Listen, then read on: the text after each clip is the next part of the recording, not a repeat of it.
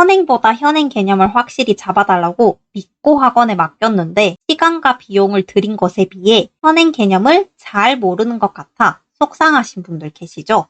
한 문제라도 제대로 알고 넘어갔으면 좋겠는데 왜 학원에서는 그 기본을 놓치는 걸까요? 사실 저는 학군지에 있는 학원부터 지역 학원까지 0점에서 100점까지 모든 학생들을 가르쳐 본 경험이 있습니다. 그때 수업을 하면서 알게 된 건 학원은 원장 선생님들의 방향에 따라 상위권 애들 중심으로 선행 중심으로 운영이 될 수밖에 없다는 거였어요. 그래서 제가 학원에서 여러 학생을 가르치며 터득한 선행 개념을 기초부터 확실히 잡는 방법과 효과적인 문제집 활용법을 알려드릴게요. 이 공식은 중학생, 고등학생 때도 거의 99% 적용되는 공식이라고 말씀드릴 수 있어요. 그 정도로 정말 중요한 부분이니까 오늘 영상 끝까지 보시고 반드시 얻어가셨으면 좋겠습니다. 안녕하세요. 이해 중심 수학을 교육하는 라비쌤입니다. 제가 3달 동안 딱 뭐만 했냐면요. 집에 박혀서 초중부터 고등까지, 연산부터 개념 유형 문제집까지 제가 풀 수 있는 수학 문제집들을 싹 다 풀었어요. 제가 그때 푼 문제집을 다 세어보니까 100권 정도가 되더라고요. 하루 종일 문제만 풀었어요. 제일 좋은 문제집을 찾고 싶었죠. 그러고 나서 어느 날 서점을 갔어요. 서점에 가서 수학 문제집 코너를 쓱 둘러봤어요. 쓱 봤는데 너무나 무서웠던 게 많은 문제집이 문제를 정말 많이 풀게는 해요. 그런데 아이들이 진짜 수학 실력을 쌓기엔 너무 부족한 구조라는 걸 알게 됐어요. 그때 딱 이 생각이 들었죠.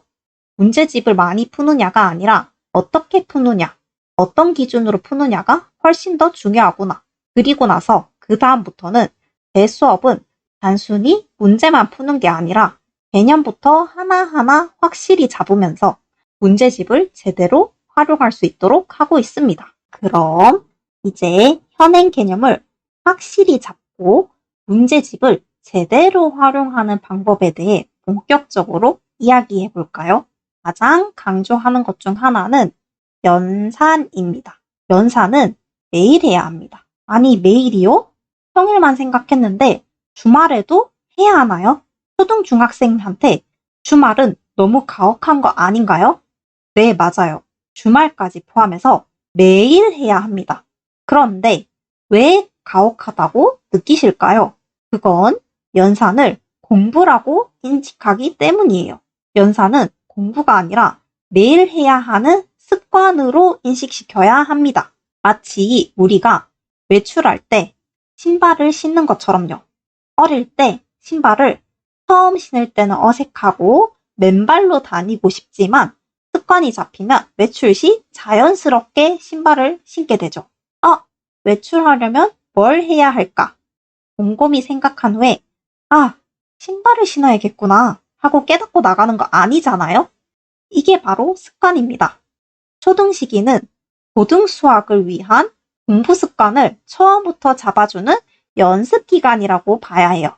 그럼 고등학생 때 주말에 공부 안 시키고 싶으면 지금은 주말에 연산 안 해도 되나요?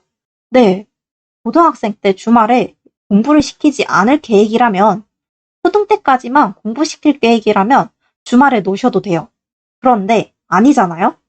뇌는 근육처럼 하루라도 안 하면 과거로 돌아가요. 뇌가 공부할 준비 운동을 하는 연산은 꼭 매일 해야 하죠. 여기서 중요한 건 양이 아닙니다. 매일 한 장, 심지어 한 문제라도 매일매일 꾸준히 하는 것이 습관을 잡는데 가장 중요합니다.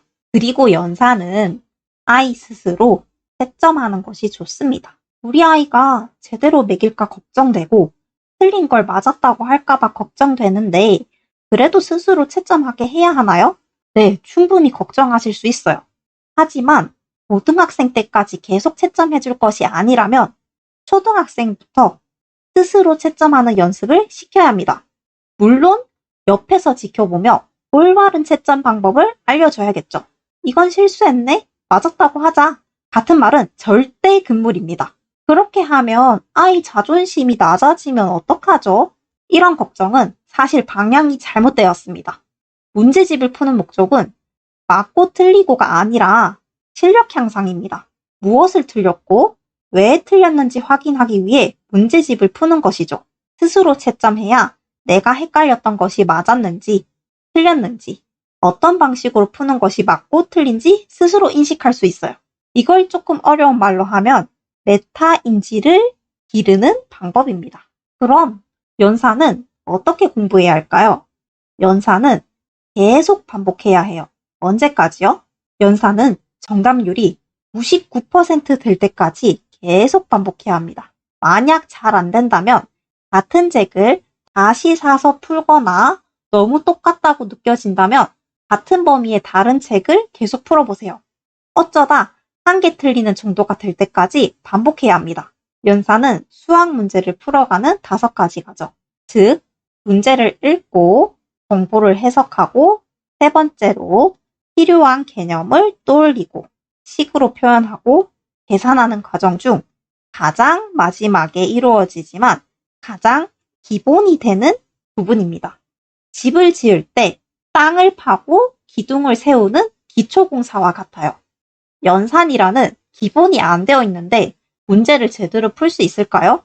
연산은 무조건 수학을 공부시키겠다면 꼭 해야 하는 필수적인 요소입니다. 그런데 이런 궁금증이 드실 수 있어요. 중학생, 고등학생은 연산 문제집 푸는 소리 못 들어봤는데요? 정말 시키는 거 맞아요?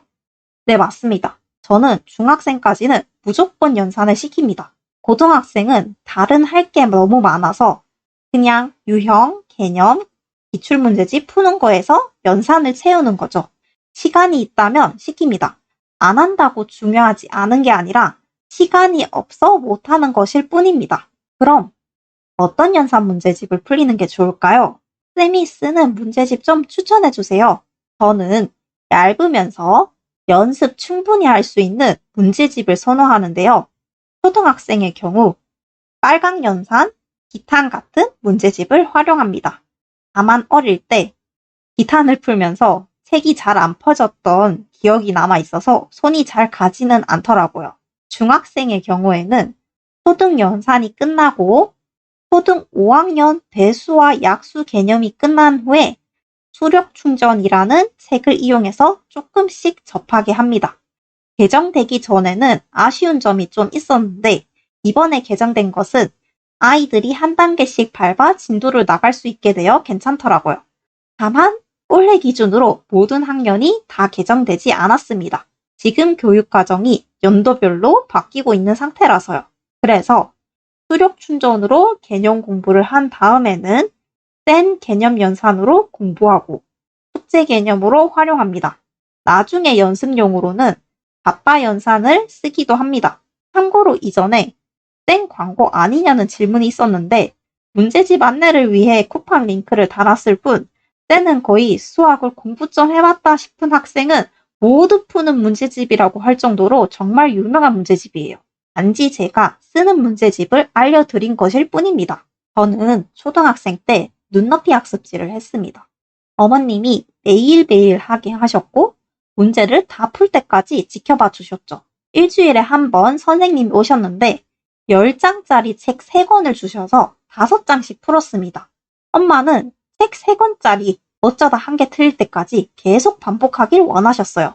그런데 선생님은 틀리는 것이 없는 경우 다음 진도를 나갔고 엄마는 복습을 원했기 때문에 중1 과정에 딱 한 주 들어가자마자 바로 끊어버렸습니다.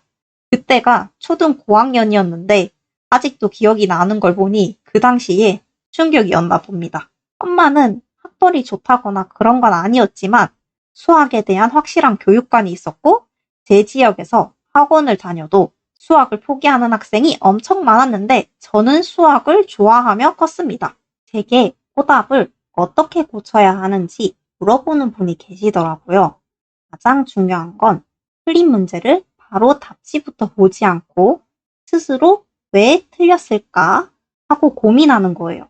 어떤 개념을 놓쳤는지, 계산 오류가 있었는지, 식을 잘못 세웠는지 등을 스스로 파악한 후에 다시 풀어보는 과정이 필수입니다. 제 경험으로 오답할 때 제가 놀랐던 고등학생이 한 명 있는데 답지를 보고 그 답에 끼워 맞출 수 있게 어떻게든 식을 고치더군요. 이런 모습을 볼 때면 오답을 고치는 방법은 보통 학원을 다니게 되기 전 학부모님들이 공부를 가르쳐 드릴 때의 습관으로 고정되어서 고치는 게 매우 어려운데 어릴 때의 습관이 중요하구나 하고 깨닫곤 합니다. 이처럼 올바른 학습 습관을 형성하는 데 있어서 중요한 또 다른 요소가 바로 시험입니다. 시험은 단순히 점수를 매기는 것을 넘어 내가 공부한 내용을 어떤 식으로 점검하고 시간을 어떻게 관리하며 오답에 어떻게 대처하는지를 배우는 과정입니다. 하지만 안타깝게도 초등학생에게는 스트레스라는 이유로 시험이 없어졌죠. 시험을 점수로만 판단하는 분들에게는 물론 스트레스이겠지만 시험은 내가 부족한 점, 내가 잘하는 것, 내가 알고 있는 것, 내가 모르는 것을 스스로 확인할 수 있는 아주 좋은 기회인데 말이죠. 내가 쓴 식이 어떤 게 틀렸는지 확인하고 다시 풀어보며 비교를 통해 성장해야 합니다. 그래서 저는 수학을 풀 때 지우개를 쓰지 못하도록 합니다. 지우개를 쓰지 말라고요? 깔끔하게 지워야 하잖아요. 공간도 부족한데 지우개를 쓰는 이유가 무엇인가요? 깔끔하게 지우기 위해서? 공간이 부족해서? 그런 거 아닌가요? 공부를 하는데 깔끔한 건 필요 없습니다. 공간이 부족한 건 공책이나 이면지, 종이에 쓰면 됩니다. 지우개를 쓸 이유가 없습니다. 내가 연필로 쓴 모든 흔적은 내 역사이고 내가 생각한 사고방식입니다. 역사를 지운다는 건 미래도 지우겠다는 겁니다. 물론 글씨를 못 알아볼 정도로 썼을 때는 지우개를 써야 할 때도 있습니다. 이때는 아무리 맞은 문제라도 그냥 다 지워버립니다. 글씨는 머리가 고민하며 판단해야 할 글씨체가 아닌 눈으로 쓱 봐도 한눈에 알아볼 수 있게 써야 합니다. 예쁘게 쓰라는 말이 아닙니다. 이런 과정을 연습하는 게 초등, 중등 때입니다. 그리고 문제를 풀 때 시간을 재세요. 시간 안에 얼만큼 풀어야 하나요? 너무 부담되는데 시간 안에 얼만큼 풀어야지 라는 시간 제한 용도가 아니라 이 정도의 분량을 푸는데 어느 정도 걸리는구나 라는 파악 용도입니다. 가끔 얼마 안에 풀어야 하나요? 라고 물어보시는 분이 많은데 상관없습니다. 속도보다는 먼저 정확도가 중요합니다. 정확하게 풀 수 있는 능력이 생기면 속도는 그때 늘려도 늦지 않습니다. 그런 연습을 하기 위해 연산을 매일 하는 겁니다. 다 틀리는데 빨리 풀면 무슨 소용이겠습니까? 머리에 있는 뇌는 근육처럼 하루라도 사용하지 않으면 과거로 돌아갑니다. 오늘 한 노력이 아깝지 않게 매일매일 할 수 있게 해야 합니다. 그럼 연산은 암산으로 다 해야 할까요? 아니요, 저는 그렇게 생각하지 않아요. 구구단까지는 본능적으로 입이 그냥 말해버리게 해야 하는데 구구단은 습관이 되어야 해요. 근데 받아올림, 받아들임 같은 건 손을 쓰세요. 손은 머리가 하는 일을 보조해주는 일입니다. 초등학교까지 공부시킬 거라면 상관없지만 고등학생 때는 더 어려운 개념으로, 더 어려운 문제로 머리는 문제를 어떻게 풀지 고민하기도 바쁩니다. 손은 기억, 암산, 계산을 도와 머리에 할 일을 도와줍니다. 그런데 암산, 기억까지 뇌한테 시키면 머리는 암산하느라 문제를 풀지 못합니다. 제가 학생들에게 잘 아는 삼성을 비유로 드는데 머리로 암산만 하는 건 삼성 회장이 나 청소할 수 있어 하면서 집을 다 청소했다고 자랑하는 거랑 똑같습니다. 암산했다고 하면 주위에서 우와 하고 보통 감탄도 하는데 그러지 마세요. 좋지 않습니다. 머리만이 할 수 있는 일이 있는데 그걸 하지 않고 다른 사람한테 청소를 시켜도 되는 걸 본인이 한 거랑 똑같습니다. 사람들은 그걸 보고 그냥 듣기 좋아라고 우아하지만 실제로는 뒤에서 욕합니다. 저 시간에 회사 일이나 하지 뭐가 자랑이라고 저러는 거야. 그러니까 머리는 머리만 할 수 있는 일을 하고 손은 머리가 하는 일을 도와주세요. 고등 가서 그때 바꾸면 되죠. 이런 거 안 됩니다. 습관이 잡힌 일은 고치는 건 어렵습니다. 제가 수학 초보인 아이들을 좋아하는 이유와 같은 이유인데요. 수학에 대한 지식이 백지인 학생은 배우면 그대로 흡수하지만 애매하게 배운 애들은 그 전에 배운 잘못된 개념들과 습관이 혼합되어 흡수가 완벽히 되지 않습니다. 여러분, 초등수학은 단순한 단기 성적 올리기가 아니에요.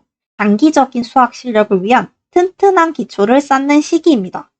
이 영상에서 제가 쭉 강조했던 연산 습관의 중요성, 올바른 채점 방법, 지우개 사용 습관, 그리고 시간 측정의 의미까지 이 모든 것이 결국 우리 아이들이 스스로 사고하고 문제를 해결하는 힘을 기르는데 꼭 필요한 과정입니다. 오늘 제가 추천해드린 연산 문제집들, 즉 빨강연산, 기탄, 수력충전, 센 개념연산, 바빠연산 이런 것들을 꾸준히 활용해서 기본적인 계산 능력은 물론이고 수학적 사고력을 함께 키워나가시길 바랍니다.